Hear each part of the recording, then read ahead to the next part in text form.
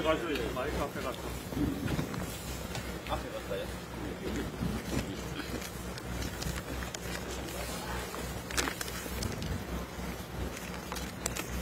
오늘은 11차 변론기일이자 마지막 변론기일입니다.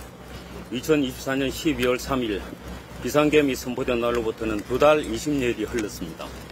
그동안 참고 기다려온 국민과 성실하게 심리를 지내온 헌법재판소에 감사와 경의를 표합니다.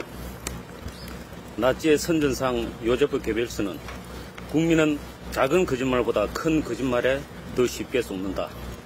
거짓말을 한 번 하면 믿지 않지만 2번, 3번 반복하면 결국 믿게 된다고 말했습니다.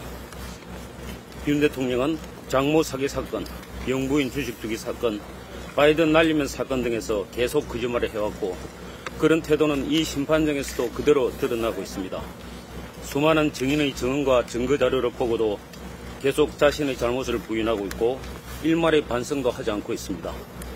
계속 거짓말을 반복하면 국민과 재판관들이 믿을 것이라고 생각하고 있는 것 같습니다.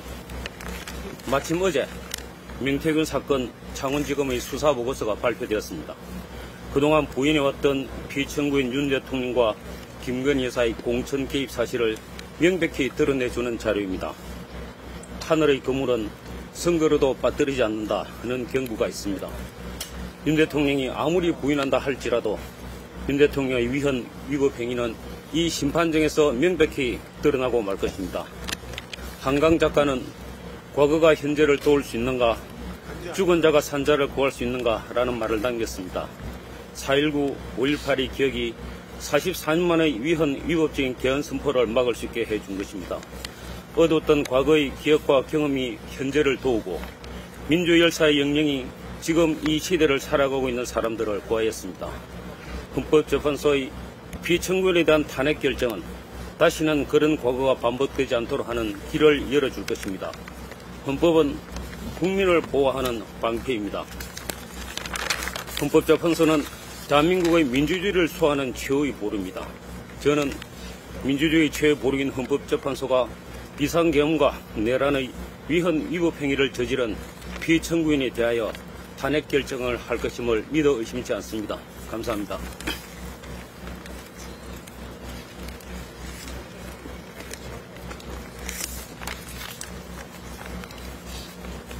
네, 안녕하십니까. 청구인 대리인 김정민 변호사입니다. 오늘이 윤석열 대통령에 대한 탄핵심판 마지막 변론기일입니다.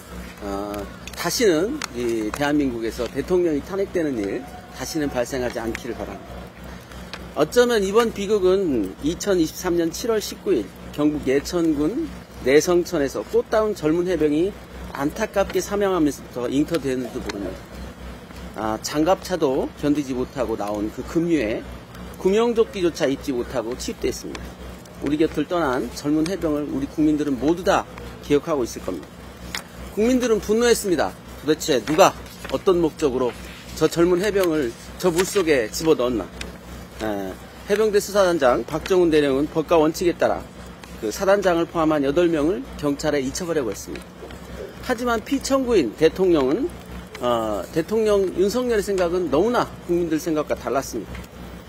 이런 일로 사단장을 처벌하면 대한민국에서 누가 사단장을 한다는 말인가. 매우 유명한 말이 돼버렸습니다. 그 말 한마디에 모든 일이 엉망이 됐습니다. 사단장은 풀려나고 엉뚱하게 박정훈 대령이 항명수괴죄를 뒤집어 써서 심지어 대통령의 망언이 폭로되자 군검찰은 박정훈 대령을 구속하겠다고 구속영장까지 청구했습니다. 그 구속영장 청구서에는 어마무시한 거짓말이 쓰여 있었고요. 지금 그 군검사는 피의자가 돼서 수사를 받고 있습니다. 거기서 끝냈어야 됩니다. 그런데도 불구하고 또 재판을 청구했고요. 그 재판 과정에서는 또 대통령의 통화 기록이 많이 쏟아져서 더욱더 국민들을 분노하게 했습니다. 재판부가 물어봤습니다. 도대체 그렇게 경로한 적이 있느냐. 대통령은 이렇게 얘기했죠. 국가안보라 말할 수 없다. 그때 우리가 소름 끼치게도 대통령은 계엄을 준비하고 있었던 것입니다. 그 끝내 2024년 12월 3일 어처구니 없는 일이 벌어졌고요. 자, 비상계엄은 대통령의 치부를 가리는 그런 요술방망이가 아닙니다. 이유 없이 청와대를 버렸고요. 엄청난 폭우가 쏟아지는 날 태연히 퇴근하던 그 모습을 국민들 모두가 지켜봤습니다. 이태원에서 엄청난 참사가 일어났고 젊은 해병이 허무하게 목숨을 잃었지만 아무도 고위직이 책임지지 않았습니다. 이처럼 대통령은 스스로 민심을 다 잃어버렸습니다. 그러면서 이제 와서는 반국가 세력 탄핵하면서 계엄을 선포했던 것이죠. 이제 그 망상의 대가를 치를 시간이 다가오고 있습니다. 국민의 심판은 준엄할 것이고요. 역사의 심판은 그보다 더 준엄할 것으로 믿어 의심치 않습니다. 하지만 우리 국민들은 피청구인의 오늘 마지막 변론에서 꼭 듣고 싶은 말들이 있습니다. 저는 개인적으로 정치인들을 체포하려고 했다느니 국회를 봉쇄하라고 했다느니 이런 것들은 이미 다 증거로 밝혀졌기 때문에 대통령에게 더 듣고 싶지도 않습니다. 다만 저 밖에서 또 울부짖고 있는 많은 사람들이 부정선거를 얘기하고 있습니다. 자, 이제 대통령이 이 나라에 한때라도 대통령이었다면 마지막 책무를 다해 주시길 바랍니다. 오늘 마지막 변론에서 부정선거는 없었다. 내가 잘못 알았다. 여러분도 그 말 믿지 마라. 나처럼 패가망신한다. 이런 말 꼭 마지막으로 남겨주시기 바랍니다. 마지막까지 지켜보겠습니다. 감사합니다.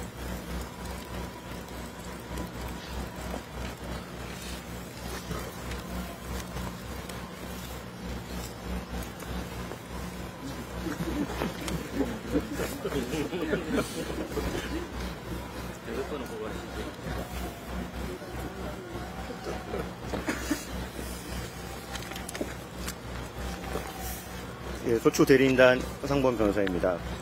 윤석열 대통령은 사회적 반목과 진실을 풀어내어 통합으로 이끌려는 모습을 보이지 않았습니다. 자신을 지지하는 유권자들 뿐만 아니라 자신을 반대하는 국민들까지도 끌어안으려는 노력을 기울이지 않았습니다.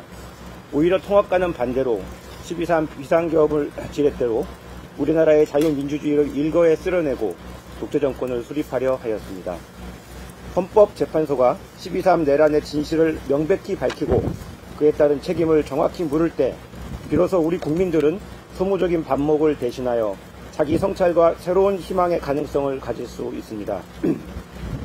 더 이상 음지에서 자라는 독보석과 같은 중상모략과 허위사실은 발 붙일 곳이 없게 될 것이며 통합은 이러한 진실의 기반 위에서만 시작될 수 있습니다. 윤석열 대통령은 국민 통합을 이야기하겠다고 합니다. 그러나 대통령은 스스로 던져버린 통합을 다시 꺼내들기에 앞서 먼저 자신의 책임을 인정하여야 합니다. 책임을 회피하기 위한 허무맹랑한 변명과 다른 사람에 대한 책임 전가, 그리고 부정선거라는 유언비어는 이 사회의 새로운 분열과 갈등을 야기하고 있습니다. 대통령이 진정 국민들의 통합을 원한다면 진실을 직면하여 자신의 책임을 인정하고 사죄하여야 합니다. 헌법재판소의 신속한 파면 결정과 대통령의 진심 어린 사죄만이 공적 시스템에 대한 국민의 신뢰를 조금이나마 다시 회복시킬 수 있으며 이러한 신뢰가 기반이 되어야 통합에 대한 이야기도 시작될 수 있을 것입니다.